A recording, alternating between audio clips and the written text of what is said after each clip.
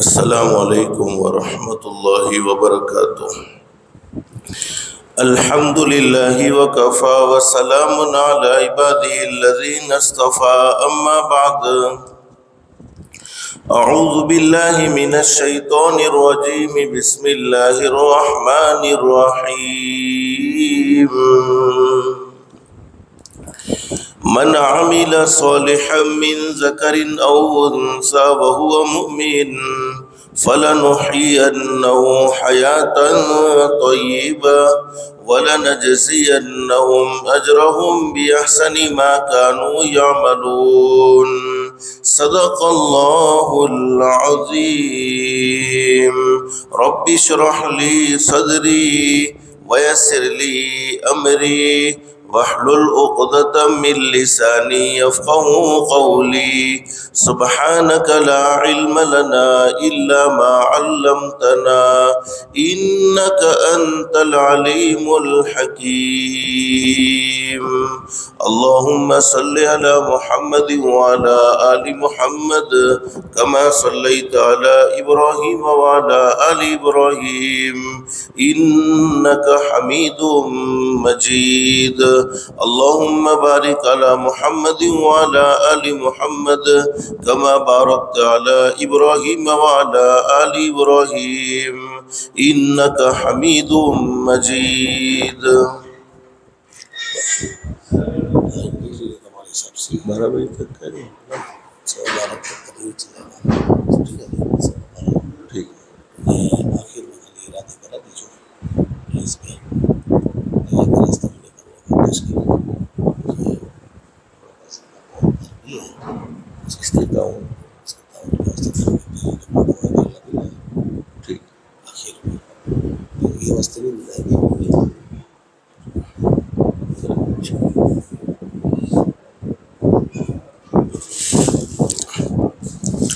محترم مائیں اور بہنیں، اللہ کا بہت بڑا احسان اور بہت بڑا کرم ہے کہ اللہ پاک نے دین کی باتیں سننے کے لیے تھوڑی دیر یہاں اس مسجد میں جمع فرمایا۔ دعا کرو اللہ سب کے جمع ہونے کو قبول فرمائے۔ دل میں ایک نیت اور ایک ارادہ کر کے بیٹھو، جتنی بھی باتیں سنیں عمل کی نیت سے سنیں گے، جیسا کہ حضرت مولانا نے فرمایا اللہ سب کے لیے عمل کرنا آسان فرماوے۔ ماں بہنیں، اللہ پاک نے ہمیں رمضان المبارک کا مہینہ عطا فرمایا۔ ایک وہ دن تھا کہ ہم اپنی زبان سے کہہ رہے تھے رمضان المبارک کا مہینہ آنے والا ہے، پھر ہم اپنی زبان سے کہنے لگے رمضان کا مہینہ آ گیا۔ آج وہ دن ہے کہ ہم اپنی زبان سے کہہ رہے ہیں رمضان المبارک کا مہینہ رخصت ہونے والا ہے۔ لوگ کہتے ہیں رمضان المبارک کا مہینہ مہمان ہے، آیا ہے چلا جائے گا، لیکن حقیقت یہ ہے رمضان المبارک کا مہینہ مہمان نہیں ہے، مہمان تو ہم خود ہیں، اس لیے کہ رمضان المبارک کا مہینہ تو قیامت تک بار بار آتا رہے گا، لیکن آئندہ رمضان میں ہمارے رہنے کی کوئی گارنٹی نہیں ہے۔ عید کو عید اسی لیے کہتے ہیں، عید عربی زبان کا ایک لفظ ہے جس کے معنی بار بار لوٹ کر واپس آنا۔ عید کو عید اسی لیے کہتے ہیں کہ عید قیامت تک بار بار لوٹ کر واپس آئے گی، لیکن اس کے منانے والے ہمیشہ نہیں رہیں گے، بلکہ اس کے منانے والے اس دنیا میں آتے جاتے رہیں گے۔ اور حدیث شریف میں فرمایا نبی کریم صلی اللہ علیہ وسلم نے، بڑا خوش نصیب ہے میرا وہ امتی جس کو رمضان المبارک کا مہینہ ملا اور رمضان المبارک کے مہینے میں اس نے اپنے اللہ کو راضی کر لیا، رمضان المبارک کے مہینے کی اس نے قدر کر لی۔ قدر کرنے کا کیا مطلب ہے؟ اللہ پاک نے روزوں کو فرض کیا تھا، فرض روزے رکھنے کا اہتمام کیا، رات کو تراویح پڑھنے کا اہتمام کیا۔ رمضان المبارک کے مہینے میں جیسا اللہ سے مانگنا چاہیے تھا ویسا مانگنے کا اہتمام کیا۔ رمضان المبارک کے مہینے کی قدر کر لی اور اپنے گناہوں کی اللہ سے معافی مانگ لی۔ ہمارے آقا حضرت محمد محمد الرسول اللہ صلی اللہ علیہ وسلم نے ارشاد فرمایا، بڑا خوش نصیب ہے میرا وہ امتی جس نے رمضان المبارک کے مہینے کو اچھا گزارا۔ اور حضور صلی اللہ علیہ وسلم نے ارشاد فرمایا، بڑی بربادی ہے میرے اس امتی کے لیے، بڑی تباہی ہے میرے اس امتی کے لیے، بڑی ہلاکت ہے میرے اس امتی کے لیے۔ حالانکہ ہمارے نبی حضرت محمد الرسول اللہ صلی اللہ علیہ وسلم تو رحمت للعالمین تھے، آپ کو امت کی تکلیف برداشت نہیں تھی، آپ کو امت کا دکھ برداشت نہیں تھا، آپ کو امت کو ایک ذرا بھی کانٹا بھی چبھ جائے تو امت کا کانٹا چبھنا بھی ہمارے نبی برداشت نہیں کرتے تھے۔ پھر بھی ہمارے نبی نے فرمایا کہ رمضان کا مہینہ جس کا غفلت میں گزرا، رمضان کا مہینہ جس کا اللہ کی نافرمانیوں میں گزرا، رمضان کا مہینہ جس نے اپنی منمانی زندگی جیسے 11 مہینے گزاری تھی ویسا ہی گزارا، اس امتی کے لیے تباہی ہے، بربادی ہے۔ اور میں ماں بہن آپ سے کہنا یہ چاہتا ہوں، ہمارے آقا حضرت محمد الرسول اللہ صلی اللہ علیہ وسلم شان والے نبی ہیں، مقام والے نبی ہیں، مرتبے والے نبی ہیں، جن کے صدقے میں اللہ نے پوری کائنات کو سجایا ہے، جن کے صدقے میں اللہ نے پوری کائنات کو بنایا ہے۔ حضرت نبی کریم صلی اللہ علیہ وسلم رمضان المبارک کے مہینے کی کیسی قدر کرتے تھے، حدیثوں میں موجود ہے۔ اما عائشہ صدیقہ رضی اللہ عنہا فرماتی ہے، نبی کریم صلی اللہ علیہ وسلم آخری عشرے میں، رمضان المبارک کے مہینے میں آخری عشرے میں ہمیشہ آپ نے 10 دن کا اعتکاف فرمایا۔ ہاں 2 رمضان ایسے آئے ہیں جس میں آپ کو اعتکاف کا موقع نہیں ملا 10 دنوں کا، ایک غزوہ بدر والا رمضان ہے، ایک اور دوسرا رمضان ہے، باقی پوری زندگی رمضان کے مہینے میں آپ نے آخری عشرے میں اعتکاف فرمایا۔ اور حضور صلی اللہ علیہ وسلم آخری عشرے میں خود بھی عبادت کرتے، راتوں کو جاگتے، اللہ کے سامنے رونے دھونے میں وقت گزارتے، اور گھر والوں سے بھی کہتے اور گھر والوں کو بھی عبادت کرنے کا حکم دیتے۔ پھر بھی ہمارے آقا حضرت محمد الرسول اللہ صلی اللہ علیہ وسلم اپنی دعاؤں میں اللہ سے مانگتے تھے، کیا مانگتے تھے؟ الہ العالمین، یہ رمضان کا مہینہ میرا آخری رمضان نہ ہو، آئندہ مجھے پھر موقع دے دینا روزے رکھنے کا، آئندہ مجھے پھر موقع دے دینا تراویح پڑھنے کا۔ پھر اللہ سے مانگتے تھے، اللہ دنیا تو ایک دن ہر ایک کو چھوڑ دینی ہے، دنیا میں کوئی انسان ہمیشہ نہیں رہے گا، بلکہ ہر ایک کو ایک نہ ایک دن یہ دنیا چھوڑ کر چلے جانا ہوگا۔ اللہ اگر تو نے یہ فیصلہ کر لیا ہے کہ یہ رمضان کا مہینہ میرا آخری رمضان ہے، یہ رمضان کا مہینہ میرا لاسٹ ہے، اللہ میں تو اس سے یہ درخواست کرتا ہوں کہ تو مجھے ان لوگوں میں شامل فرما دینا جن پر رحم کر لیا گیا، نہ کہ ان لوگوں میں شامل فرما دینا کہ جو تیری رحمت سے محروم ہو جائے، یعنی آئندہ رمضان دیکھنا نصیب بھی نہ ہو اور اس رمضان میں مغفرت بھی نہ ہو۔ حالانکہ ہمارے نبی صلی اللہ علیہ وسلم تو شان والے نبی ہیں، مقام والے نبی ہیں، مرتبے والے نبی ہیں، آپ کو ایسی دعا مانگنے کی کوئی ضرورت نہیں ہے۔ لیکن امت کا ہر وقت خیال رکھا ہے، ہمارے نبی جانتے تھے میری امت بہت کمزور ہے، میری امت بہت کمزور ہے، ماں بہنیں ابھی جتنے دن باقی ہیں بس اللہ سے دل سے دعا کر لو، اللہ ہمیں ان دنوں کی قدردانی کی توفیق و سعادت نصیب فرمائے، اور ہم بھی اللہ سے یہی دعا مانگیں گے، اللہ آئندہ بھی ہمیں رمضان کا مہینہ عطا فرما دینا، آئندہ بھی ہمیں روزے کا موقع عطا فرما دینا، آئندہ بھی ہمیں تراویح کا موقع عطا فرما دینا۔ اور اللہ اگر تو نے یہ فیصلہ کر لیا ہے کہ آئندہ رمضان دیکھنا میسر نہیں ہونے والا ہے تو اللہ تو ہماری مغفرت فرما دینا، ہم پر رحم فرما دینا۔ جتنی رمضان میں ہم نے اپنی حیثیت کے مطابق، اپنی کمزور طاقت کے مطابق جو ٹوٹے پھوٹے اعمال کیے ہیں، جو ٹوٹی پھوٹی عبادتیں کی ہیں، تو اپنی بارگاہ میں منظور و مقبول فرما لینا۔ اور یاد رکھو ماں بہنیں، جن لوگوں نے رمضان المبارک کے مہینے کی قدر کرنے کا مطلب میں نے آپ کو سمجھایا، رمضان کے روزے رکھے، رات کی تراویح پڑھی، قرآن کریم کی تلاوت کے اہتمام میں ان کی زندگی گزری، ان کے بھی تو دن گزر گئے۔ اور جنہوں نے کچھ نہیں کیا ہے، رمضان کے مہینے کو بھی غفلت میں گزارا، رمضان کے مہینے کو بھی اللہ کو ناراض کرنے میں گزارا، رمضان کے مہینے میں بھی وہ نمازوں کا اہتمام نہ کر سکے، رمضان کے مہینے میں بھی جماعتوں کو چھوڑتے رہے، رمضان کے مہینے میں بھی پورے دن سونے میں ان کا وقت گزرا، تو وقت تو دونوں کا گزرا ہے، وقت کسی کا ٹھہرتا نہیں ہے۔ اور یہ رمضان کا مہینہ ہمیں یہ پیغام دیتا ہے، رمضان کا مہینہ ہمیں یہ میسیج دیتا ہے، جیسے رمضان کا مہینہ مکمل ہوا ہے ایسے ایک نہ ایک دن ہماری زندگی بھی مکمل ہو جائے گی، ہماری زندگی بھی ختم ہو جائے گی، جیسے رمضان کے مہینے کا اینڈ ایسے ہماری زندگی کا بھی اینڈ ہوگا۔ لیکن میں اس وقت سمجھانا یہ چاہتا ہوں، رمضان رمضان کا مہینہ بس اللہ نے ہمیں عافیت کے ساتھ گزارنے کا موقع عطا فرمایا. ہاں جتنی عبادتیں کی ہیں ان عبادتوں پر اللہ کا شکر بھی ادا کرے, ہائے واویلا بھی نہ کرے کہ ہم کچھ نہیں کر سکے. نہ نہ نہ نہ, ایسی بات کہنے کی بھی کوئی ضرورت نہیں ہے. اللہ تیرا شکر ہے تو نے روزے رکھنے کی توفیق دے دی, تو نے روزے رکھوا لیے, بس ہم تو بہت کمزور تھے. تو نے حکم دیا سحری کھاؤ, ہم نے سحری کھا لی. تو نے حکم دیا بھوکے رہو, ہم بھوکے رہ گئے. تو نے حکم دیا افطاری کر لو, ہم نے افطاری کر لی. مولا ہم تیرے حکم کے پابند تھے, بس تو ہماری اس عبادت کو قبول فرما لینا. ہمیں کسی کا کوئی ڈر نہیں ہے, پیاس لگی ہوئی ہے لیکن ڈر تیرا تھا. تیرے ڈر کی وجہ سے ہم نے پانی نہیں پیا ہے, تیرے ڈر کی وجہ سے ہم نے کھانا نہیں کھایا ہے.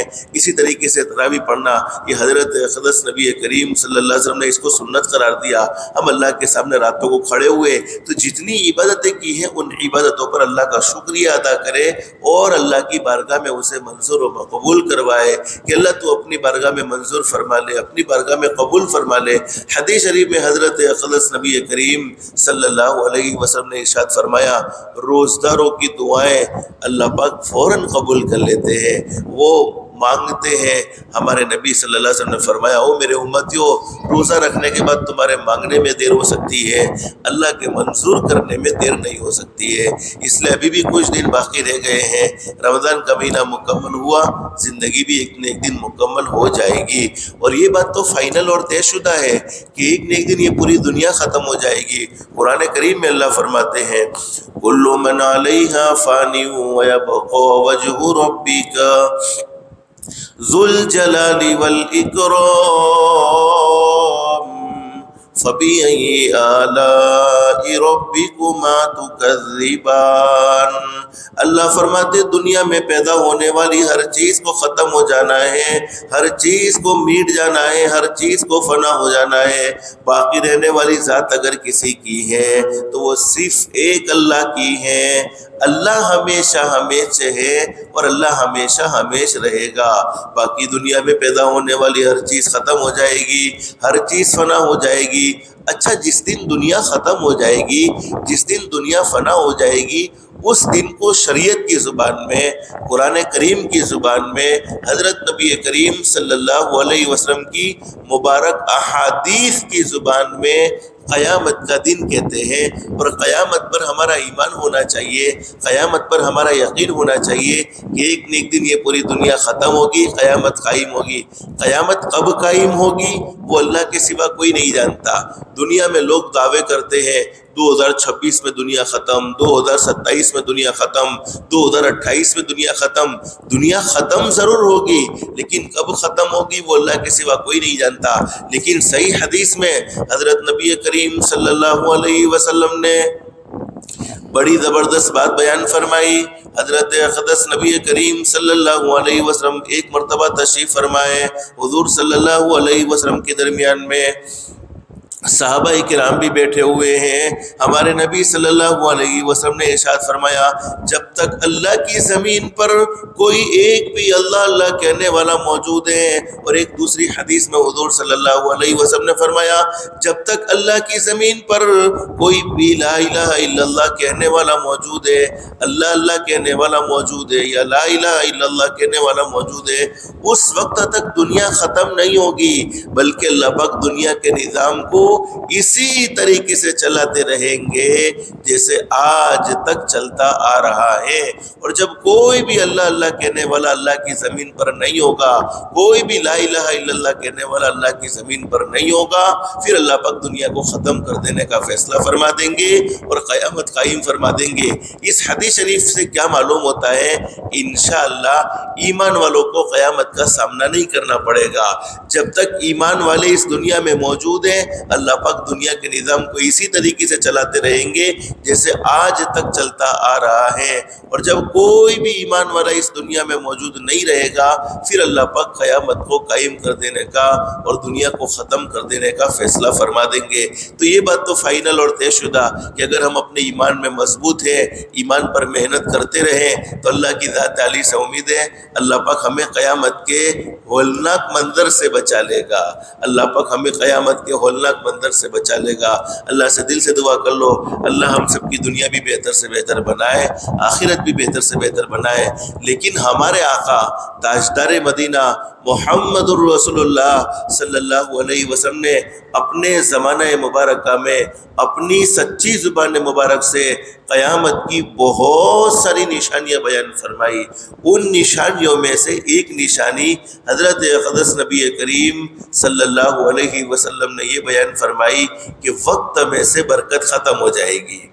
حدیث شریف کا مفہوم ہے ایک سال ایک مہینے کے برابر، ایک مہینہ ایک ہفتے کے برابر، ایک ہفتہ ایک دن کے برابر، ایک دن ایک گھنٹے کے برابر، ایک گھنٹہ ایک منٹ کے برابر، ایک منٹ ایک سیکنڈ کے برابر۔ اور ہم محسوس کر رہے ہیں ایک جمعہ گزرتا نہیں فوراً دوسرا جمعہ سر پر آ جاتا ہے۔ ابھی ایک رمضان کا مہینہ مکمل ہوا تھا، دوسرے رمضان کے مہینے کی تیاری شروع ہوئی، دوسرا رمضان کا مہینہ بھی مکمل ہونے کو ہے۔ تو وقت ٹھہرنے والی چیز نہیں ہے، وقت گزرنے والی چیز ہے۔ لیکن ہم اپنی زندگی میں سب سے زیادہ کسی چیز کی ناقدری کرتے ہیں تو وہ وقت کی، سمے کی ناقدری کرتے ہیں۔ حالانکہ علماء نے بڑی زبردست بات بیان فرمائی ہے، ہر انسان کو سونے اور چاندی سے، مال اور دولت سے محبت ہوتی ہے، اور ہونی بھی چاہیے، اس لیے کہ خود اللہ نے محبت رکھی ہے۔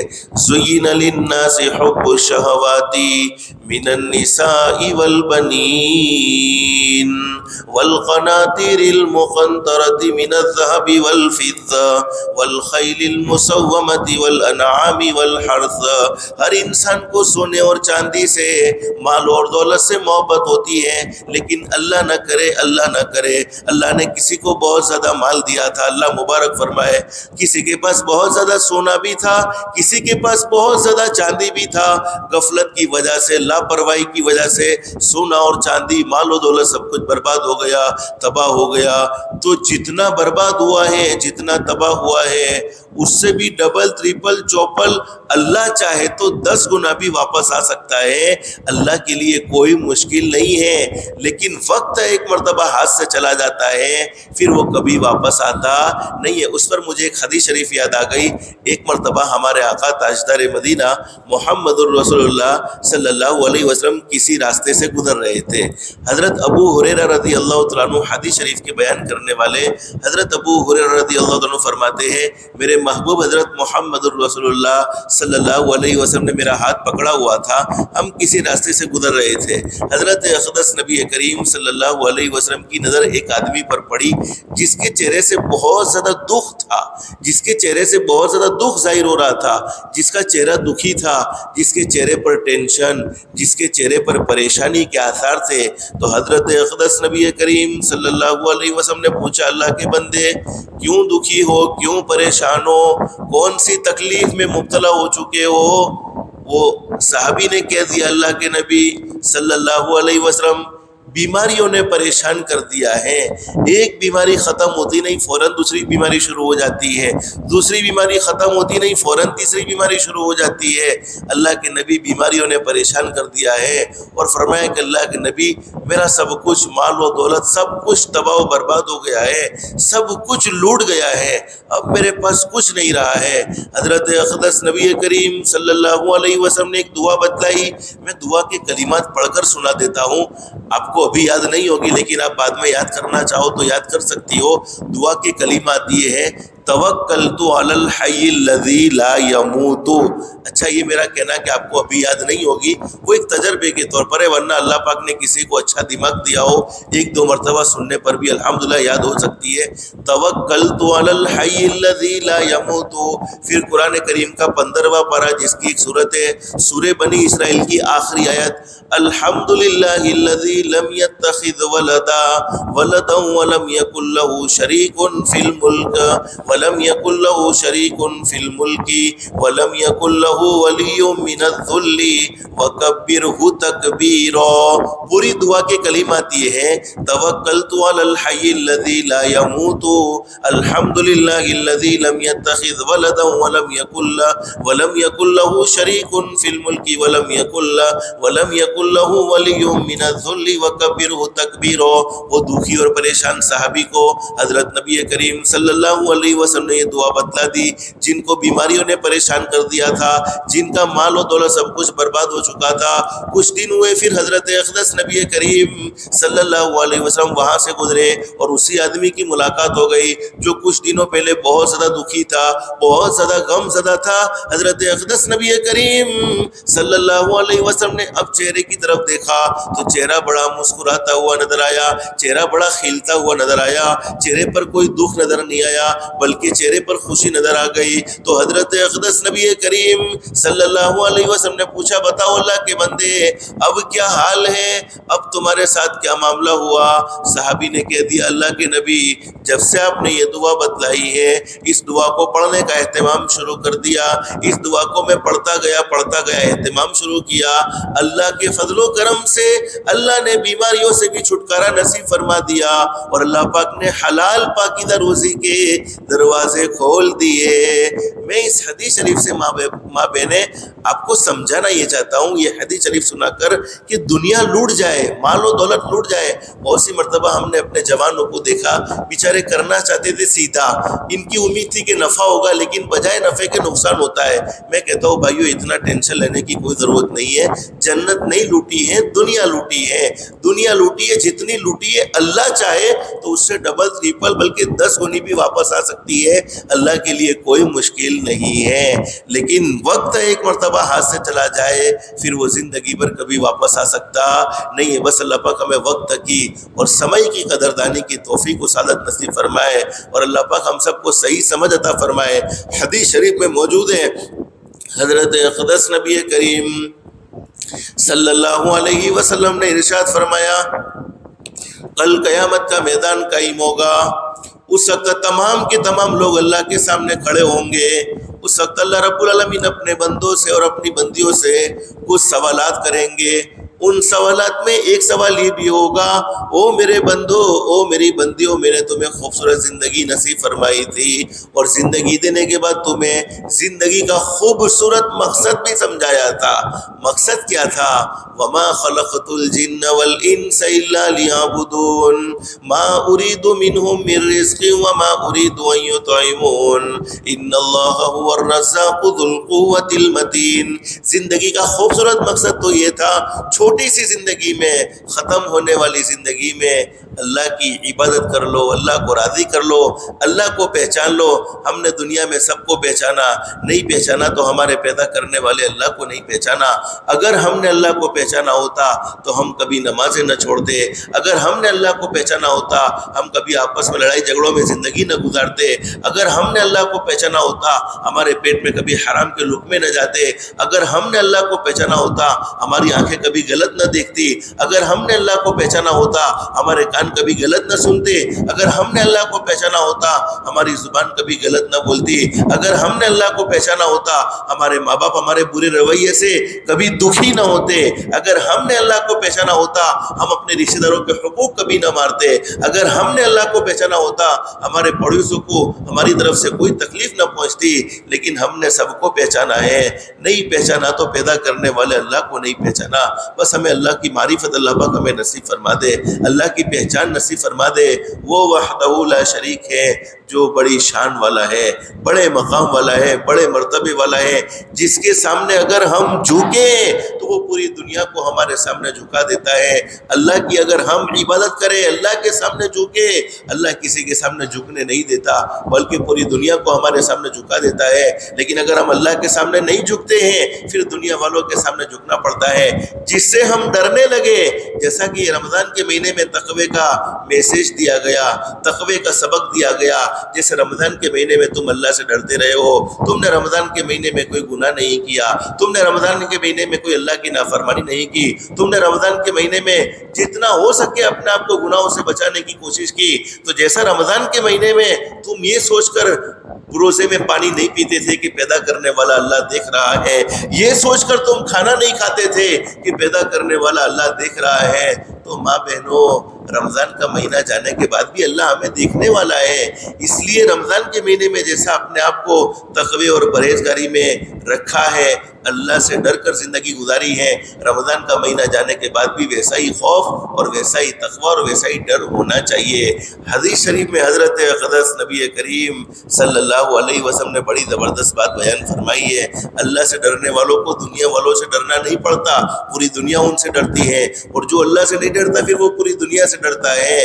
اور علماء نے بڑی زبردست بات بیان فرمائی, او لوگو تم اپنی زندگی کو رمضان المبارک کے مہینے کی طرح گزارو. کیا مطلب ہے؟ بہت سے لوگ ایسے ہیں جنہوں نے رمضان کے مہینے کی قدر کر لی تو اب ہوگا کیا؟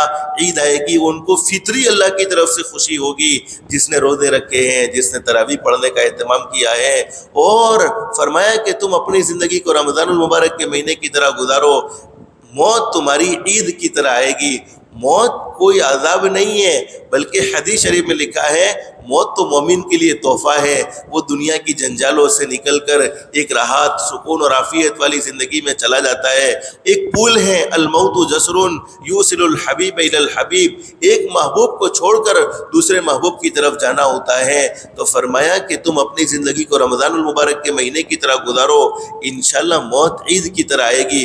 حضرت شیخ سعدی رحمۃ اللہ علیہ نے بڑی زبردست بات بیان فرمائی ہے, جب بھی کوئی بچہ دنیا میں آتا ہے تو روتے ہوئے آتا ہے. ماں بہن آپ کو معلوم ہے, جب بھی کوئی بچہ دنیا میں آتا ہے تو چیخ چیخ کر روتا ہے, چلا چلا کر روتا ہے, اور اس کے رونے کو دیکھ کر گھر والے خوش ہوتے ہیں, گھر والے ہنستے ہیں. لیکن اگر یہی بچہ جوان ہونے کے بعد اپنی زندگی کو اللہ کے احکام کے مطابق گزارے, حضرت نبی کریم صلی اللہ علیہ وسلم کے طریقے کے مطابق گزارے, اللہ کے احکام کے مطابق, اور حضرت نبی کریم صلی اللہ علیہ وسلم کے طریقے کے مطابق زندگی گزار کر جب یہ دنیا سے جاتا ہے تو دنیا سے جاتے ہوئے یہ جانے والا ہنستے ہوئے جاتا ہے اور گھر والے روتے رہ جاتے ہیں. تو اللہ پاک نے ہمیں زندگی دی ہے, زندگی کا مقصد سمجھایا. مقصد یہ ہے کہ تم اللہ کی عبادت کرو. عبادت کا مطلب یہ نہیں ہے 24 گھنٹے ہم اللہ کی عبادت کرتے رہے, نہیں, 5 وقت کی نماز کے وقت میں 5 وقت کی نماز پڑھ لی, یہ اللہ کی عبادت ہے. اور ماں بہنوں نیت کر لو, جیسے رمضان کے مہینے میں نمازوں کا اہتمام کیا ہے, رمضان کا مہینہ جانے کے بعد ہماری نمازیں چھوٹنی نہیں چاہیے, بلکہ نمازوں کا اہتمام باقی رہنا چاہیے. رمضان المبارک کے مہینے کے ساتھ خاص نہیں ہے نمازیں, جمعہ کے ساتھ خاص نہیں ہے نمازیں. حدیث شریف میں فرمایا نبی کریم صلی اللہ علیہ وسلم نے, نماز میری آنکھوں کی ٹھنڈک ہے, قرۃ عینی فی صلاۃ, وہ میرے امتیوں میری آنکھوں کو ٹھنڈا کرنا چاہتے ہو نماز کبھی نہ چھوڑنا. حدیث شریف میں موجود ہے, حضور صلی اللہ علیہ وسلم نے ارشاد فرمایا, وہ میرے امتیوں اگر تم نماز کا اہتمام کرو گے اللہ پاک حلال پاکیزہ روزی کی عافیت کے ساتھ دروازے کھول دے گا, زندگیوں میں چین سکون نصیب فرمائے گا. ماں بہنیں تم گھر میں نماز پڑھو گی, تمہارے نماز پڑھنے کی برکت سے تمہارے معصوم بچوں پر اس کے اثرات منتقل ہوں گے. معصوم بچوں کو بھی اللہ پاک نماز پڑھنے کی توفیق نصیب فرمائے گا. سب سے بڑا انعام, اللہ پاک تمہاری اولاد کو تمہاری آنکھوں کی ٹھنڈک بنا دے گا, اور شیطان مردود کے حملے سے دنیا میں بھی اللہ پاک ہماری حفاظت فرمائے گا. اور جب موت آتی ہے تو شیطان مردود کی پوری یہ کوشش رہتی ہے دنیا سے جانے والا کوئی اللہ کا بندہ ایمان کے ساتھ دنیا سے نہ جائے, کلمے کے ساتھ دنیا سے نہ جائے. شیطان پوری یہ کوشش کرتا ہے. لیکن حدیث شریف میں لکھا ہے, میرے وہ امتی مرد ہے 5 وقت کی نماز کا جماعت کے ساتھ اہتمام کرے, مسجد کے اندر, عورتیں گھر پر نماز پڑھے. نمازی مرد نمازی عورتیں جب دنیا سے جاوے, روح نکالنے والے فرشتے ملک الموت پہلے شیطان مردود کو اس کے پاس سے دور کر دیتے ہیں, خود کلمہ پڑھاتے ہیں, پھر اس کی روح کو قبض کرتے ہیں.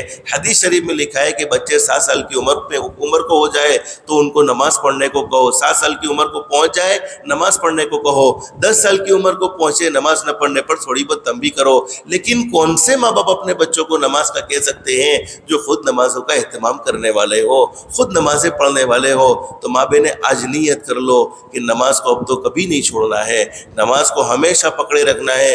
نہیں جانتی ہو ماں بہنیں نماز پڑھنا تو سیکھنے کی پوری کوشش کرو. سیکھنے کے لیے بہت اچھے راستے موجود ہیں. سب سے ایک اچھا خوبصورت راستہ یہ ہے کہ اللہ کے دین کی محنت کے لیے کبھی نکلنے کا موقع ملے تو نکلو, جس کی برکت سے اللہ پاک نماز درست فرما دے گا, جس کی برکت سے اللہ پاک قرآن کریم پڑھنے کا سلیقہ ہمیں سکھا دے گا, جس کی برکت سے اللہ پاک زندگی گزارنے کا ایک صحیح روح ہمیں سمجھا دے گا. تو فرمایا کہ نماز کا اہتمام بہت ضروری ہے. اب اگر ہم اللہ کی عبادت کر کے زندگی گزارتے ہیں, بہت سے لوگ آج کیا کہتے ہیں, مول صاحب روزی کے معاملے میں بڑی تنگی ہے, روزی کے معاملے میں بڑی پریشانی ہے, بہت بہت کماتے ہیں گھر میں برکت نہیں ہے. ماں بہنیں بھی سوال کرتی ہیں ہمارے گھر کے مردوں کی کمائی میں برکت نہیں ہے, پتہ نہیں کیا ہو گیا ہے, کوئی جنات کی پرابلم ہے, کوئی جادو کی پرابلم ہے. نہ ماں بہنیں, کوئی جنات اور جادو کی پرابلم نہیں ہے. جنات اور جادو کی پرابلم کا کوئی انکار بھی نہیں ہے, لیکن ہر مرتبہ روزی کی تنگی کا معاملہ ہو تو یہ جنات اور جادو کی پرابلم نہیں ہوتی ہے. حدیث شریف میں لکھا ہے موت اور روزی کا فیصلہ تو اللہ پاک کر چکے ہیں. جس کے مقدر میں جتنی روزی لکھی گئی ہے اتنی روزی اس کو مل کر ہی رہے گی, اور موت کا فیصلہ بھی اللہ پاک کر چکے ہیں. لیکن قرآن کریم میں کیا خوبصورت بات بیان فرمائی, ما اريد منهم من رزق وما اريد ان يطعمون ان الله هو الرزاق ذو القوة المتين. اللہ فرماتے او میرے بندو, او میری بندیوں, تم نے اپنی زندگی کے مقصد کو سمجھ لیا ہے. مقصد تمہارا کیا تھا؟ مقصد یہ تھا اللہ کی عبادت کرنا, اللہ کو پہچاننا, دین کے داعی بننا, بھلائیوں کا حکم کرتے رہنا, برائیوں سے روکتے رہنا. یہ تمہاری زندگی کا مقصد تھا. تم نے مقصد کو سمجھا ہے اور مقصد کے تحت تم نے زندگی گزاری ہے. اب تمہیں روزی کے معاملے میں پریشان ہونے کی ضرورت نہیں ہے. روزی میں خود تمہیں پہنچاؤں گا, تمہیں روزی کے پیچھے بھاگنے کی ضرورت نہیں ہے. روزی خود تمہارے پیچھے چل کر آئے گی. ان اللہ هو الرزاق ذو القوة المتین. اور بہترین رزق دینے والا تو اللہ ہی ہے. اللہ ہی بہت زبردست رزق دینے والا ہے. تو میں اصل سمجھانا یہ چاہتا ہوں, کل قیامت میں اللہ پاک سوال کریں گے, او میرے بندو, او میری بندیوں, میں نے تمہیں زندگی نصیب فرمائی تھی, تم نے زندگی کس مشغلے میں گزاری ہے؟ کون سا مشغلہ زندگی میں تم نے اختیار کیا؟ اللہ کی عبادت میں تمہارا وقت گزرا ہے یا پھر زندگی غفلت میں گزری ہے؟ اور اس کا صحیح جواب اللہ کو دینا ہوگا. جب تک صحیح جواب نہ دیں گے وہاں سے ہمارے قدم ہٹ نہیں سکتے. اور ماں بہن نے دیکھو ابھی شب قدر ہی آخری اشرے میں اس کو تلاش کرنے کو کہا. 21ویں رات بھی چلی گئی, 30ویں رات بھی چلی گئی, 25ویں رات بھی چلی گئی. اب آئندہ کل 27ویں رات کا موقع ہے. اور حضرت ابن عباس رضی اللہ عنہ فرماتے ہیں, اور ایک اور صحابی بھی فرماتے ہیں کہ اگر کوئی شب قدر ہوتی ہے تو 27ویں رات ہوتی ہے. لیکن آج میں آپ کو ایک دعا بتلا دوں, اور ماں بہنیں میں درخواست کروں گا کہ یہ دعا آپ یاد کر لینا اور اس دعا کو پڑھنے کا اہتمام کرنا. حدیث شریف میں لکھا ہے میرے کسی بھی امتی نے اس دعا کو کسی بھی رات میں صرف 3 مرتبہ پڑھا, اس کو شب قدر میں عبادت کرنے کا ثواب ملے گا. جب سے میں نے یہ حدیث پڑھی ہے ہمیشہ اس دعا کو پڑھنے کا اہتمام کرتا ہوں. رمضان المبارک کے مہینے میں تو پڑھتا ہوں, لیکن رمضان کا مہینہ نہیں ہوتا ہے تب بھی اس دعا کو پڑھنے کا اہتمام کرتا ہوں. بہت مشکل دعا نہیں ہے, بہت آسان دعا ہے. اگر یاد کر لیوے تو, دل پر لے لیوے تو, کہ صرف 3 مرتبہ پڑھے اور اللہ پاک شب قدر میں عبادت کرنے کا ثواب دے دیوے. کون سی دعا؟ لا الہ الا اللہ الحلیم الکریم. یہ پہلا جملہ ہے, لا الہ الا اللہ الحلیم الکریم. پھر دعا کا دوسرا جملہ سبحان اللہ رب السماوات السبع ورب العرش العظیم. بس یہ 3 مرتبہ اگر کوئی پڑھ لے, لا الہ الا اللہ الحلیم الکریم, سبحان اللہ رب السماوات السبع ورب العرش العظیم, لا الہ الا اللہ الحلیم الکریم, سبحان اللہ رب السماوات السبع ورب العرش العظیم, لا الہ الا اللہ الحلیم الکریم, سبحان اللہ رب السماوات السبع ورب العرش العظیم. اس دعا کو کسی بھی رات میں صرف 3 مرتبہ پڑھ لو, 3 مرتبہ پڑھو, اللہ پاک ہر رات کو شب قدر بنا دے گا. یعنی شب قدر میں عبادت کرنے کا ثواب عطا فرما دے گا. ہمارے آقا حضرت محمد رسول اللہ صلی اللہ علیہ وسلم نے ہم پر کیسے زبردست احسانات فرمائے ہیں, موقع محل کی ایسی دعائیں بتلا دی. ان دعاؤں کی برکت سے کچھ نہ کر سکے تو کم سے کم اس دعا کو تو 3 مرتبہ پڑھ لے.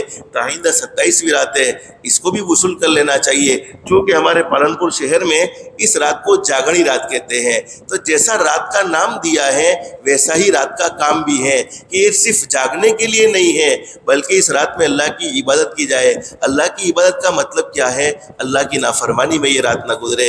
ورنہ حدیث شریف میں موجود ہے, حضرت اقدس نبی کریم صلی اللہ علیہ وسلم نے ارشاد فرمایا, میرا کوئی امتی ہے، مرد ہے عشاء کی نماز جماعت کے ساتھ پڑھ لے، عورتیں ہیں اپنے گھر میں نماز پڑھے۔ حدیث شریف میں موجود ہے حضرت نبی کریم صلی اللہ علیہ وسلم نے عشاء کی نماز پڑھنے کی برکت سے اس کی آدھی رات عبادت میں شمار ہو گئی، پھر فجر کی نماز کی نیت کر کے سو جائے اور فجر کی نماز کے اللہ پاک توفیق عطا فرما دے وے تو فجر کی نماز پڑھنے کی برکت سے اور آدھی رات اس کی عبادت میں شمار ہو گئی۔ تو کئی اللہ کے نیک بندے، کئی اللہ کی نیک بندیاں اتنے خوش نصیب ہیں جن کی تو 365 دن کی ہر راتیں عبادت میں گزرتی ہیں۔ عبادت کا مطلب یہ ہے اللہ پاک اگر 2 نفل پڑھنے کی توفیق دے دے وے، اپنی حیثیت کے مطابق کچھ صدقہ کرنے کی توفیق دے دے وے تو ضرور کر لینا چاہیے، لیکن سب سے بڑا مفہوم عبادت کا یہ ہے آدمی اللہ کو ناراض کرنے والا کام نہ کرے، گناہ نہ کرے۔ ایسی مقدس گھڑیوں میں نیکیوں کا ثواب بڑھایا جاتا ہے، اسی طریقے سے گناہوں کا وبال بھی بڑھ جاتا ہے۔ اور حدیث شریف میں حضرت اقدس نبی کریم صلی اللہ علیہ وسلم نے اگر موقع ملے یہ شب قدر کبھی ممکن ہو 27ویں رات بھی اللہ پاک نے کسی پر فضل کا معاملہ فرما دیا ہو، کرم کا معاملہ فرما دیا ہو، اب ہم اپنے گناہوں کی نحوست کی وجہ سے یہ پہچان نہیں کر سکے ہیں کہ 21ویں رات ہے، 23ویں رات ہے، 25ویں رات ہے، اور چونکہ اللہ رب العالمین نے خود تعین اٹھا لی۔ حدیث شریف میں موجود ہے ہمارے آقا حضرت محمد رسول اللہ صلی اللہ علیہ وسلم فرماتے ہیں کہ میں تمہیں بتلانے کے لیے آیا تھا کہ شب قدر، میں تمہیں بتلانے کے لیے آیا تھا کہ شب قدر کی تعین تمہارے سامنے رکھ دو کہ شب قدر کون سی رات ہے، لیکن 2 آدمیوں میں لڑائی جھگڑا ہو رہا تھا جس کی وجہ سے مجھے بھلا دیا گیا کہ شب قدر کون سی رات ہوتی ہے۔ اس سے اندازہ لگاؤ کہ لڑائی جھگڑا کتنی خطرناک چیز ہے جس کی وجہ سے زندگی بھر کے لیے شب قدر کی تعین کو اٹھا لیا گیا، اور اس میں بھی اللہ کی کوئی نہ کوئی حکمت ضرور ہوگی۔ لیکن مابین میں آپ سے کچھ مختصر اعمال کے بارے میں ذکر کروں گا، ان مختصر اعمال کو اگر آپ کر لیتی ہو تو اللہ کی ذات عالی سے امید ہے جیسے سورہ اخلاص کو 3 مرتبہ پڑھ لے 1 قرآن کریم پڑھنے کا ثواب مل جائے، سورہ یاسین شریف صرف 1 مرتبہ پڑھ لو 10 قرآن کریم پڑھنے کا ثواب مل جائے، زندگی بھر کے تمام گناہوں کو اللہ پاک سورہ یاسین شریف پڑھنے کی برکت سے معاف فرما دیتے ہیں۔ اور حدیث شریف میں لکھا ہے میرا کوئی امتی دین کی شروعات میں چاہے فجر کی نماز سے پہلے پڑھے چاہے فجر کی نماز کے بعد پڑھے سورہ یاسین شریف پڑھ لے، اللہ پاک اس کے ہر کام میں معین و مددگار ہو جاتے ہیں۔ جب اللہ پاک خود معین و مددگار کسی کام میں ہو جاوے تو پھر دوسرے کسی کی مدد کی کیا ضرورت ہے۔ تو مابین یہ کچھ مختصر اعمال میں آپ کے سامنے رکھ رہا ہوں۔ رات کو زیادہ سے زیادہ درود شریف پڑھنے کا اہتمام کرے، استغفار کا اہتمام کرے، اور ایک استغفار آپ نے رمضان کے مہینے میں پڑھا ہوگا، لیکن میں آپ سے کہوں گا میں ابھی جو استغفار آپ کو بتلانے جا رہا ہوں اس استغفار کو ہمیشہ پڑھنے کا اہتمام کرو۔ 313 مرتبہ کم سے کم روزانہ پڑھو۔ زندگیوں میں چین سکون، زندگیوں میں تنگی ہیں، پریشانیاں ہیں، الجھنیں ہیں، تکلیفیں ہیں، تمام کی تمام تکلیفوں سے اللہ پاک چھٹکارا نصیب فرما دے گا، پریشانیوں سے اللہ پاک راحت نصیب فرما دے گا، چین سکون والی زندگی نصیب فرما دے گا۔ حلال پاکیزہ روزی کے دروازے کھلوانا چاہتے ہیں، اللہ پاک حلال پاکیزہ روزی کے دروازے کھول دے گا۔ اسی طریقے سے گھر میں چین سکون نہیں ہے، لڑائی جھگڑوں میں زندگی گزر رہی ہے تو اللہ پاک لڑائی جھگڑے گھروں کے ختم فرما دے گا۔ کسی نے ظلم کیا ہے، کسی نے ہم پر زیادتی کی ہے، ظالم کو اللہ پاک ڈھیل ضرور دیتے ہیں لیکن ظالم کی پکڑ ضرور ہوتی ہے، لیکن ہم اس استغفار کا اہتمام کریں گے اللہ پاک ظالم کو ناکام کرے گا، مظلوم کو کامیاب کرے گا۔ یہ استغفار قرآن کریم کے 18ویں پارے میں سورۃ المؤمنون کی آخری آیت ہے، رب اغفر ورحم وانت خیر الراحمین۔ آپ نے رمضان کے مہینے میں تو اس کو پڑھا ہوگا لیکن اس کو ہمیشہ کا وظیفہ بنا لو۔ کیا زبردست ترجمہ ہے رب، علماء جانتے ہیں رب کی معنی کتنے وسیع ہے۔ او ہمارے پالنے والے اللہ، رب اغفر، اے میرے پیارے اللہ تو مجھے معاف فرما دے، ورحم، اور مجھ پر رحم فرما دے، وانت خیر الراحمین، رحم کرنے والوں میں سب سے بہترین رحم کرنے والا تو ہی ہے۔ اس استغفار کو مابین کم سے کم 313 مرتبہ، زیادہ کی کوئی تعداد نہیں ہے، پڑھو۔ زندگیوں میں چین سکون جس مقصد کے لیے بھی پڑھو اس مقصد میں اللہ پاک ضرور کامیابی نصیب فرمائے گا، اس مقصد میں اللہ پاک ضرور کامیابی نصیب فرمائے گا۔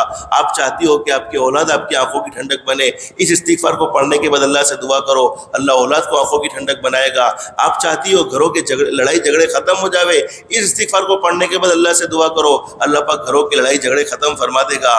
رب اغفر ورحم وانت خیر الراحمین، رب اغفر اغفر وارحم وانت خیر الراحمین، رب اغفر وارحم وانت خیر الراحمین۔ یہ میں نے کچھ مختصر اعمال بتلائے ہیں۔ اسی طریقے سے ہمارے آقا تاجدار مدینہ محمد الرسول اللہ صلی اللہ علیہ وسلم شان والے نبی ہیں، مقام والے نبی ہیں، مرتبے والے نبی ہیں۔ ہمارے نبی صلی اللہ علیہ وسلم کے امت پر بہت زیادہ احسانات ہیں۔ حضور پر جتنا ہو سکے زیادہ سے زیادہ درود شریف پڑھو، کم سے کم 313 مرتبہ درود شریف پڑھنے کی بھی عادت بنا لو۔ میں آج آپ کو بتاؤں 313 مرتبہ درود شریف پڑھنے کا فائدہ کیا ہوگا۔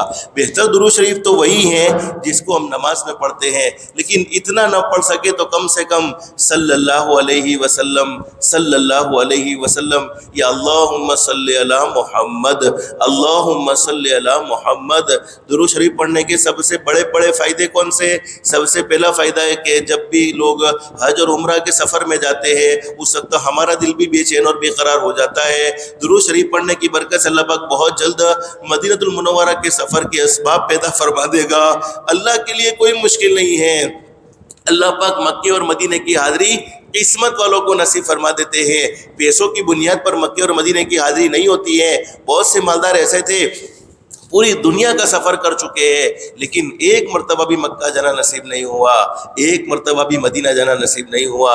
اور بہت سے غریب ایسے تھے جو بیچارے مزدوری کرتے تھے، حلال کمائی میں محنت کرتے تھے۔ اللہ نے انہیں کئی مرتبہ مکے کا بھی سفر کروایا، کئی مرتبہ مدینے کا بھی سفر کروایا۔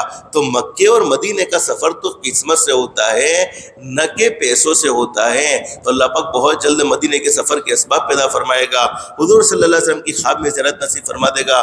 اللہ پاک ایسی بڑی بڑی بیماریوں سے محفوظ رکھے گا جن بیماریوں سے آدمی قبر کے حوالے ہو جاتا ہے، جن بیماریوں سے آدمی مر جاتا ہے، جیسے کینسر کی بیماری ہے، ہارٹ اٹیک ہے، جادو کا حملہ ہے، جنات کی پرابلم ہے۔ 313 مرتبہ درود شریف پڑھنے والا جنات کے حملے سے محفوظ رہے گا، جادو کے حملے سے محفوظ رہے گا، ہارٹ اٹیک کی تکلیف سے محفوظ رہے گا، کینسر کی بیماری کا سامنا نہیں کرنا پڑے گا۔ 313 مرتبہ درود شریف پڑھنے کی برکت سے اللہ پاک حلال پاکیزہ روزی کی عافیت کے ساتھ دروازے کھول دے گا۔ 313 مرتبہ درود شریف پڑھنے کی برکت سے اللہ پاک دنیا میں بھی عزت نصیب فرمائے گا، آخرت میں مرنے کے بعد بھی عزت نصیب فرمائے گا۔ اور سب سے بڑا انعام 313 مرتبہ درود شریف پڑھنے کا، اللہ پاک ہمیں گمراہ ہونے سے بچا لے گا، ہدایت پر قائم رکھے گا۔ یعنی موت آئے گی ایمان والی، کلمے والی، عزت والی، عافیت والی، سلامتی والی، اللہ کی رضا والی موت نصیب فرمائے گا۔ تو کبھی رات کو عبادت کا موقع ملے تو درود شریف کا بھی خاص طور پر اہتمام کر لے، اپنے لیے دعائیں مانگے، اپنے بچوں کے لیے، اپنے گھر والوں کے لیے، پوری امت کے لیے دعائیں مانگے، جس کی برکت سے اللہ رب العالمین دعاؤں کو قبول فرمانے والے ہیں، دعاؤں کو منظور فرمانے والے ہیں۔ اور حدیث شریف یاد آئی، حضرت اقدس نبی کریم صلی اللہ علیہ وسلم کے ساتھ زندگی گزارنے والی عورت اماں عائشہ صدیقہ رضی اللہ عنہ فرماتی ہے، نبی کریم صلی اللہ علیہ وسلم رمضان کے مہینے میں بہت اہتمام کرتے تھے عبادتوں کا۔ دوسری ماں بہنیں، میں آپ سے ایک بات ضرور یہ کہوں گا، دیکھو ہم نے اللہ کو ناراض کرنے میں کوئی کمی نہیں چھوڑی ہے، اللہ کو ناراض کرنے میں کوئی کسر نہیں چھوڑی ہے۔ بہت سی اللہ کی بندیاں ایسی ہوگی جن کے ذمہ زکوٰۃ ضروری تھی، علماء سے مسئلہ پوچھ کر زکوٰۃ کو ادا کرنے کا اہتمام کر دے۔ زکوٰۃ ادا کرنے کی برکت سے اللہ پاک تمہارا دوسرا مال جو زکوٰۃ کے علاوہ کا ہے جس کو تم نے ادا کر دیا، اور باقی مال جو تمہارے پاس بچا ہوا ہے، اللہ پاک اس کو پاک اور صاف فرما دے گا، اس میں برکت عطا فرما دے گا، اس کی حفاظت کی ذمہ داری اللہ پاک خود لے لے گا۔ لیکن بہت سے اللہ کی بندیاں ایسی بھی ہوگی جن کے ذمہ زکوٰۃ ضروری نہیں ہے، تو اللہ کے غصے کو ٹھنڈا کرنے کے لیے صدقے کا خاص طور پر اہتمام کرے۔ صدقۃ الفطر تو عید کی نماز سے پہلے پہلے ادا کر دینا ہے، کم سے کم اس کی مقدار 70-80 روپے ہے۔ پھر جتنا اللہ جس کو جیسی توفیق دے دے اس کو، تو جو واجب جن کے اوپر صدقۃ الفطر ہے وہ آپ اپنے علماء سے مسئلہ پوچھ کر اس کو ادا کرنے کا اہتمام کریں، اور انشاءاللہ وہ تو آپ کے سامنے بات آ جائے گی، آپ کے امام صاحب وہ بات آپ کے سامنے رکھیں گے۔ لیکن مجھے مختصر بتلانا یہ ہے، اس وقت اللہ کے غصے کو ٹھنڈا کرنے کی بہت زیادہ ضرورت ہے۔ ہم نے اللہ کو ناراض کرنے میں کوئی کمی نہیں چھوڑی ہے، اللہ کو ناراض کرنے میں ہم نے کوئی کمی نہیں چھوڑی ہے۔ حدیث شریف میں لکھا ہے کہ میرا کوئی امتی للہ رقم سے خیرات کرے، صدقہ کرے، للہ رقم سے کسی دینی کام میں معاونت کرے، للہ رقم سے کسی دینی کام میں حصہ لے، اللہ پاک کا غصہ ٹھنڈا ہو جاتا ہے۔ اور حدیث شریف میں موجود ہے، حضور صلی اللہ علیہ وسلم نے فرمایا، للہ رقم خرچ کرنے والوں کی اچانک کی موت نہیں آتی، اللہ پاک ان کی اچانک کی موت سے حفاظت فرما لیتے ہیں۔ حادثہ حادثے والی موت سے ان کی حفاظت فرما لیتے ہیں، ایمان والی، کلمے والی، عزت والی، عافیت والی، سلامتی والی، اللہ کی رضا والی موت اللہ پاک انہیں نصیب فرما دیتے ہیں۔ اور حدیث شریف میں موجود ہے، ایک مرتبہ ہمارے آقا حضرت محمد رسول اللہ صلی اللہ علیہ وسلم تشریف فرمائے، ایک صحابی اللہ کے نبی کے پاس آ گئے، اللہ کے نبی سے آ کر کہا، اللہ کے نبی مجھے موت سے بہت ڈر لگتا ہے، ماں بہنیں کون مرنے کو تیار ہے، ہر ایک کو موت سے ڈر لگتا ہے، پتہ نہیں اللہ کے سامنے کھڑا ہونا ہے، ہم اللہ کو کیا جواب دیں گے۔ لیکن حدیث شریف میں موجود ہے، ہمارے نبی نے صحابی سے پوچھا، اللہ نے تمہیں مال دیا ہے؟ صحابی نے کہا، اللہ کے نبی اللہ کا احسان ہے، اللہ کا کرم ہے، اللہ نے مجھے مال دیا ہے۔ کہا اس کو اللہ کی راہ میں خرچ کرتے رہو، اللہ کی راہ میں خرچ کرو گے موت کا ڈر تمہارے دل سے نکل جائے گا، موت کا خوف تمہارے دل سے نکل جائے گا، اور سب سے بہترین خرچ اللہ کے گھر پر خرچ ہو جاوے، اللہ کے گھر پر خرچ ہو جاوے، اس سے اچھا خرچ تو کوئی ہو ہی نہیں سکتا۔ اور یہ مسجد تو اللہ کا گھر ہے، وَأَنَّ الْمَسَاجِدَ لِلَّهِ فَلَا تَدْعُوا مَعَ اللَّهِ أَحَدًا، حدیث شریف میں لکھا ہے مسجد میں جس نے ایک اینٹ کی بھی مدد کر لی، حضور صلی اللہ علیہ وسلم نے اسے جنت میں گھر دینے کا وعدہ کر دیا۔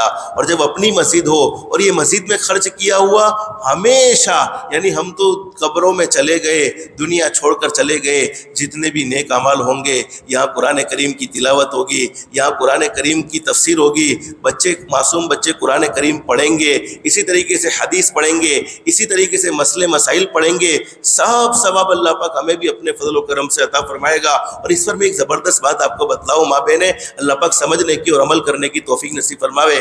دیکھو ابھی آپ کی مسجد کو بھی ایک وسیع کرنے کا مسئلہ ہوگا، اس وقت اللہ پاک اگر آپ کو موقع دے، بڑھ چڑھ کر حصہ لینا ہے، اور میں نے کہا نا اپنی حیثیت کے مطابق کچھ بھی لگا لو، لگا لیا وہ کام آ گیا، لگا لیا وہ کام آ گیا اپنی زندگی میں، اپنی تندرستی میں۔ ایک صحابی جن کا نام ہے حضرت تمیم رضی اللہ تعالیٰ عنہ، ملک شام تجارت کی گرد سے گئے، بزنس کی گرد سے گئے، تو وہاں پر انہوں نے دیکھا کہ بہت سارے دیے ہیں، بہت سارے دیے انہوں نے وہاں سے خریدے حضرت تمیم رضی اللہ تعالیٰ عنہ نے۔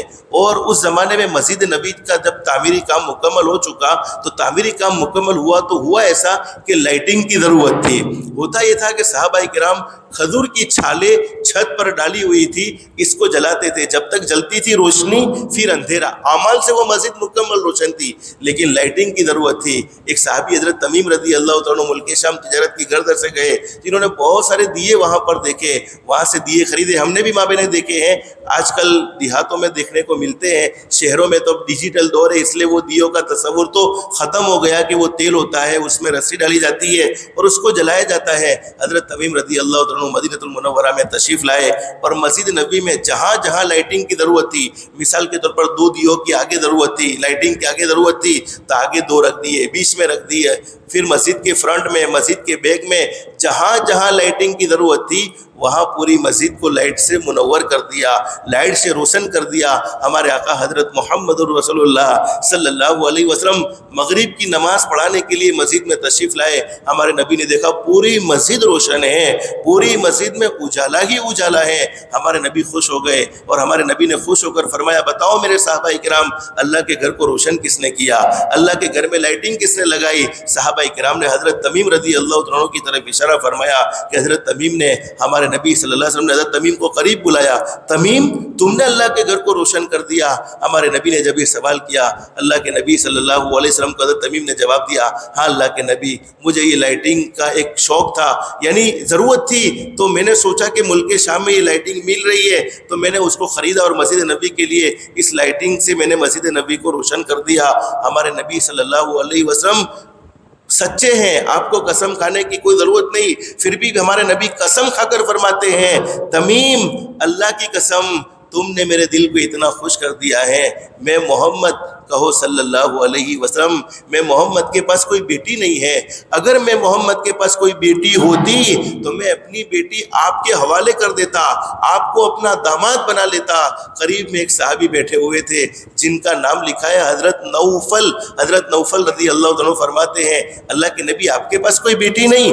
ارے نوفل کے پاس جوان بیٹی ہے، اور نوفل کی جوان بیٹی بھی تو آپ ہی کی بیٹی ہے۔ اللہ کے نبی آپ تمیم سے خوش ہوئے ہیں، یہ نوفل اپنی جوان نوجوان بیٹی کا نکاح تمیم کے ساتھ کرنے کے لیے تیار ہو گیا ہے۔ صرف لائٹنگ کے تعاون پر ہمارے نبی اتنا خوش ہوتے ہیں کہ ہمارے نبی اپنی بیٹی دینے کے لیے تیار ہو گئے۔ تو کیا ماں بہنیں ہم اپنی حیثیت کے مطابق کچھ نہ کچھ حصہ لیں گے مسجد کے کام میں، تو کیا اللہ ہمارے گھروں کو نہیں چمکائے گا؟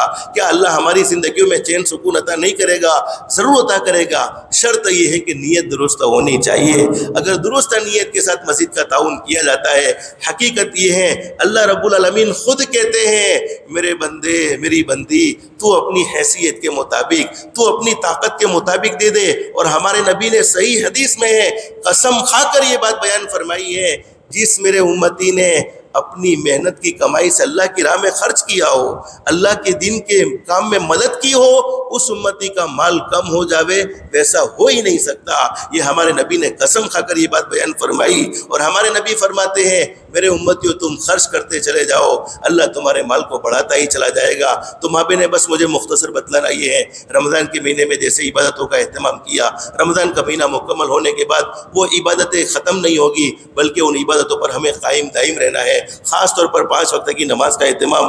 بہت سی اللہ کی بندی ایسی ہوگی جنہوں نے رمضان کے مہینے میں تہجد کی نماز بھی پڑھی ہے، اشراق کی نماز بھی پڑھی ہے، چاشتہ کی نماز بھی پڑھی ہے، اوابین کی بھی نماز پڑھی ہے۔ سب کی نمازوں کو اللہ پاک قبول فرماوے۔ آخری ایک بات ماں بہنیں، دیکھو شیطان ہمارا کٹر دشمن ہے، ہمیں نیک اعمال کرنے دیتا نہیں ہے، وہ ہمارا کٹر دشمن ہے۔ رمضان کے مہینے میں کسی نہ کسی درجے میں ہم نیک کام کر لیتے ہیں، اللہ پاک شرک شیاطین کو قید کر دیتا ہے، جس کی برکت سے ہم رمضان کے مہینے میں بہت سے گناہوں سے محفوظ بھی رہ جاتے ہیں اور نمازوں کا اہتمام بھی کر لیتے ہیں، نیک اعمال بھی کر لیتے ہیں۔ لیکن شیطان کی پوری پہلی کوشش تو یہ رہتی ہے کہ کوئی آدمی نیک عمل نہ کرنے پائے۔ لیکن جب کوئی اللہ کا بندہ اور جب کوئی اللہ کی بندی ہمت کر کے نیک عمل کر لیتے ہیں تو شیطان مردود کو شیطان مردود کو بہت زیادہ تکلیف ہوتی ہے۔ پھر شیطان مردود پوری یہ کوشش کرتا ہے کہ یہ نیک عمل اس کے نامہ اعمال میں باقی نہ رہے۔ تو ابھی چونکہ عید کا چاند ہوگا، اس وقت وہ شیطان جو قید کیے گئے ہیں وہ آزاد ہو جائیں گے، اور آزاد ہوں گے جن کی جگری ہے ان سے وہ ملاقات کرے گا، جن سے وہ روٹھا ہوا تھا ان کو ملے گا کہ بھئی رمضان کے مہینے میں تو نے قرآن کی تلاوت کر لی ہے،